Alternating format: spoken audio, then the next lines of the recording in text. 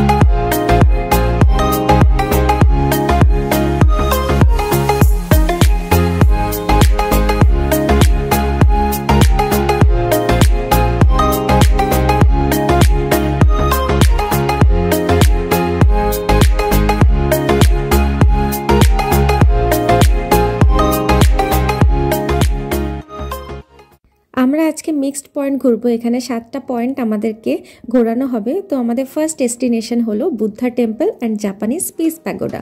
তো এখান থেকে কি সুন্দর দৃশ্য তোমরা দেখলে অলরেডি। এখান থেকেও কাঞ্চনজঙ্ঘা দেখতে দারুণ লাগছে, আর এখানে প্রচণ্ড ঠান্ডা। তো চলো ভিডিওটা তোমরা এনজয় করতে থাকো।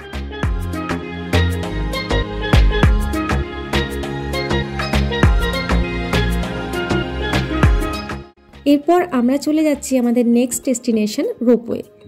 রোপওয়ে চড়তে এসে সকালে ব্রেকফাস্টটা করে নিচ্ছি। একদম সকাল সকাল যেহেতু বেরিয়েছিলাম, সেই জন্য তখন কিছু খাওয়া হয়নি। আর রোপওয়ের এখানে আমাদের অনেক সময়, কারণ টিকিট কাউন্টার খুলবে 10টার পর। আর এখানে ড্রাইভার দাদা নিজে টিকিটের লাইনে দাঁড়িয়ে আমাদেরকে বললেন খেয়ে আসতে। তো আমরা এখানে চলে এসেছি ব্রেকফাস্ট করতে। আর এখানে আমরা নিয়েছি ভেজ মোমো। ভেজ বলতে এখানে স্কোয়াশ দেওয়াই হয়েছিল। তো স্কোয়াশ মোমোটাও একটু ট্রাই করে দেখলাম, বেশ মোটামুটি লেগেছে, খুব ভালো লাগেনি। আর চা ছিল, চাটা কিন্তু দারুণ ছিল। আর এরকম একটা জায়গাতে এসে মানে এত সুন্দর একটা ভিউ দেখতে দেখতে চা খাওয়ার মজাই আলাদা। আর পাশে ছিল বেশ কয়েকটা দোকান, সেখানে অনেক চকলেট পাওয়া যাচ্ছিলো, আরও অনেক কিছু ছিল। আমরা একটু চকলেট কিনে নিয়েছিলাম আর রোপওয়েতে বসে খাবো বলে, কিন্তু হয়নি। তো রোপওয়ে কাউন্টার ওপেন হতে প্রায় 10:30 পার হয়ে গেছিলো। আর আমাদের পার হেড টিকিট পড়েছিল 260 রুপিস। তো এখানে আমরা রোপওয়ে চড়ে গেলাম। এটা টোটাল 40 মিনিট যাওয়া আর আসা মিলে সময় লাগবে। তো যেতে প্রায় 20 মিনিট, তো 20 মিনিট বলেছিল, আমাদের 17 মিনিটেই পৌঁছে গেছিলাম। গিয়ে নামিয়ে দেবে রঙ্গিত ভ্যালিতে, যেটা আমরা যাচ্ছি 7,500 ফুট ওপর থেকে একদম নিচে 800 ফুটে নামিয়ে দেবে, যেখানে গিয়ে একটু গরম লাগছিল।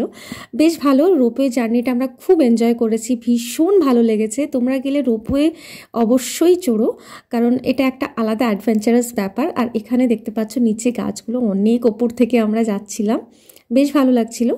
আর আমরা একটু সকাল সকাল পৌঁছে গেছিলাম, 9টায় চলে এসেছিলাম, আর তার জন্য আমাদের বেশ অনেকক্ষণ ওয়েট করতে হয়েছিল।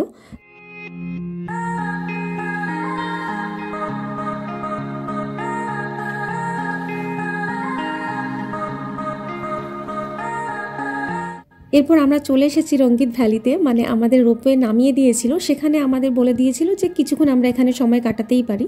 তো আমরা 10-15 মিনিট এখানে থেকে কিছু ছবি টবি তুলে আমরা আবার রোপওয়েতে ব্যাক করলাম।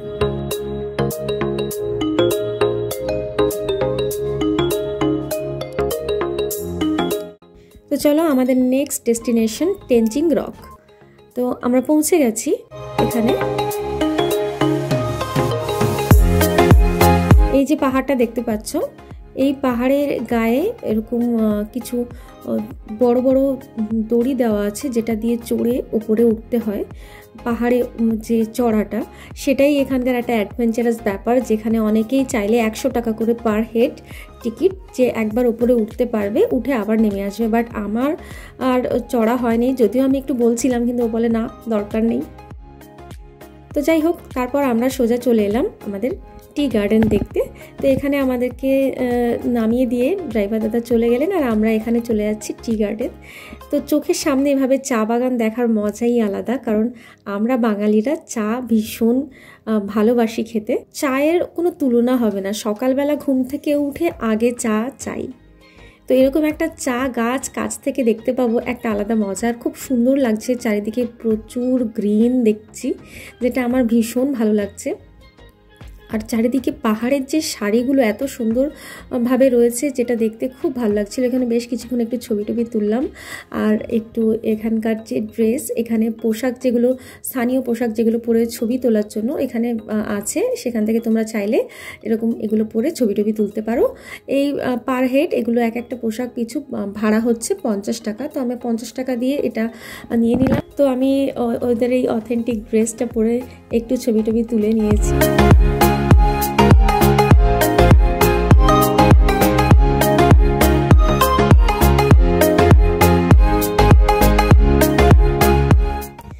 তো চলো, এরপর আমাদের নেক্সট ডেস্টিনেশন হলো জু। দার্জিলিং জু এর একটা আলাদা বিশেষত্ব আছে, সেটা তোমরা অবশ্যই জানো। এখানে রেড পান্ডা আছে সংরক্ষণ করে, কারণ রেড পান্ডা আস্তে আস্তে বিলুপ্ত হয়ে যাওয়ার পথে। তো সেক্ষেত্রে এখানে যে কটি আছে সেগুলোই একমাত্র এখানেই দেখা যায়, এই চিড়িয়াখানাতেই রাখা আছে। তো আমরা যেদিক দিয়ে প্রথম আমরা এন্ট্রি করেছিলাম, তো আমরা এই সাইড দিয়ে আগে হরিণ বা ছাগলি, বিভিন্ন বাঘ ইত্যাদি ইত্যাদি অনেক কিছু দেখতে দেখতে সবার শেষে আমরা কিন্তু রেড পান্ডার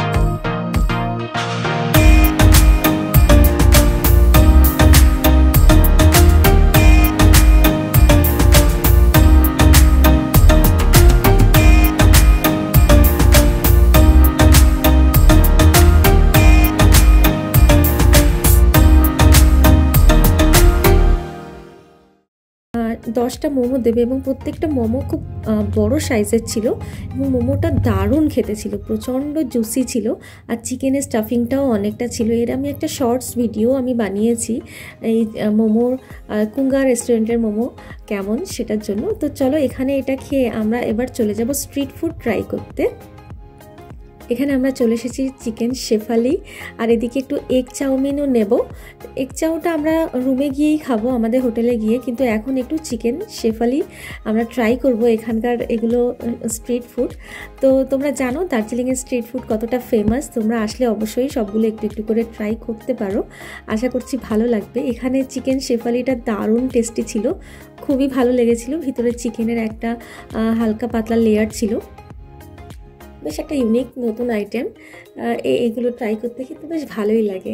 আর এই ঠান্ডা ঠান্ডা ওয়েদারে প্রচণ্ড ঠান্ডা পড়ছিল, তার মধ্যে এরকম গরম গরম ভাজা কেমন লাগে বলো। তো গাইস আমরা হোটেলে চলে এসেছি, আর আসার পথে আমরা একটা স্পেশাল ভেজ থালি নিয়ে এসেছি ওই মহাকাল রেস্টুরেন্ট থেকেই। তো এখানে কি কি আছে দেখো, ভাত, আলু মাখা, আর এখানে ঢ্যাঁড়স ভাজা, মুগ ডাল, আর এখানে আছে মটর পনির, তারপর আছে এখানে বাঁধাকপি আলু দিয়ে একটা সবজি, আর এদিকে এটা বেশ ভালোই টেস্টি ছিল, আর এদিকে আছে হচ্ছে সয়াবিনের তরকারি। তো এটা হচ্ছে স্পেশাল ভেজ থালি। আর এখানে পাঁপড় আছে, চাটনি আছে, আর মিহিদানা। পাঁপড় চাটনি তো থাকছেই, দই থাকে, দই না থাকলে এরকম যে কোনো মিষ্টি থাকে। আজকে আছে মিহিদানা। তো তোমরা জানো মহাকাল রেস্টুরেন্টে কিন্তু দারুণ কোয়ালিটি ফুড এরা বানায়। আমরা দুপুরবেলা একদিন লাঞ্চ করেছিলাম, যেটা খুবই ভালো লেগেছিল। আর এখানে স্পেশাল ভেজ থালির প্রাইস হচ্ছে 140 রুপিস, তার সাথে জিএসটি অ্যাড হয়েছে। আর এরকম ঘরে নিয়ে এসেছি, তার জন্য পার্সেলের একটা আলাদা চার্জ নিয়েছিল। তো যাই হোক, এই হচ্ছে আমাদের আজকের রাতের ডিনার। তো চলো আমরা এটা এনজয় করতে থাকি, খেতে থাকি।